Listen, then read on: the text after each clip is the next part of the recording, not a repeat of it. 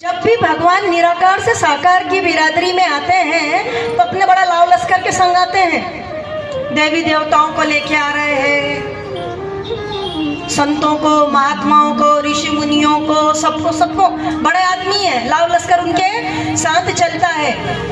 भगवान श्री राम ने अपनी लीलाओं का संवरण किया, अगले जन्म की तैयारी हुई, कृष्ण अवतार की तैयारी होने लगी।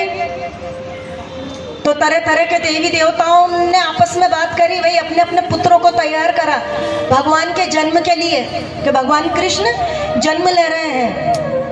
तो राम अवतार में जब भगवान थे और वनवास गए तो ऋषि मुनि जो मोहित हुए भगवान पर, तो भगवान ने कहा ये मर्यादा का अवतार है, अभी ऐसा कुछ नहीं हो सकता है, कृष्ण अवतार में मिलेंगे, वहां पर गोपी भाव में आना, तब देखेंगे आपका प्रेम, तब मिलना निधि वन में हमसे रात उत्सव के तरफ। ऋषि मुनियों ने कहा ठीक है प्रभु, गोपियां बनकर आएंगे, वैसे तो हम मोक्ष के लिए कर रहे थे, लेकिन आपके लिए और जन्म लेंगे, आपकी गोपी भाव में आएंगे।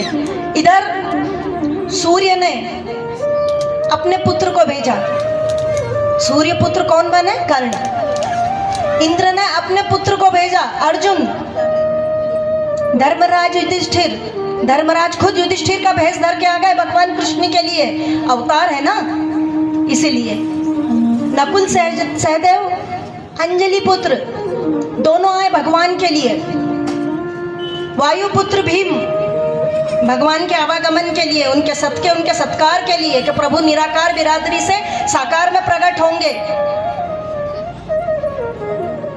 सब अपनी अपनी जगह है, लेकिन एक केवल चंद्रमा ऐसा था, अपना पुत्र देने से इनकार किया, नहीं मैं अपना पुत्र नहीं दूंगा क्योंकि मुझे मेरा पुत्र से अति प्रेम है।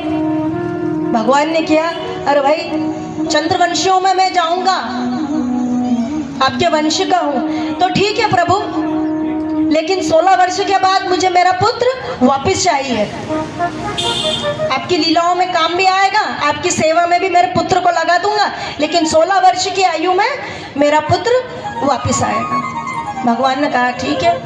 अभिमन्यु बने, चंद्रमा के पुत्र थे, भगवान के लिए अवतार, वापिस आए।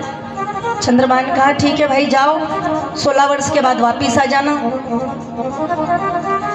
अब अभिमन्यु को चक्रव्यूह में घुसना याद था, लेकिन निकलना याद नहीं था। और अर्जुन कुरुक्षेत्र की भूमि से बहुत दूर जा चुके थे, इसीलिए उन्हीं को भेजना आता था कि